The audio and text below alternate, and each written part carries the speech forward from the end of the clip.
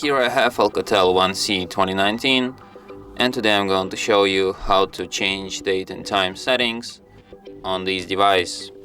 So firstly you have to open settings, then go to the system section, date and time. So if you want to set up date and time manually, you have to firstly disable automatic date and time feature.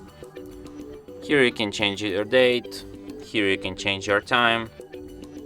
You can also change your time zone by disabling automatic time zone feature. So here you can select your time zone. And you can also change time format from 24-hour to 12-hour. And you can change date format too.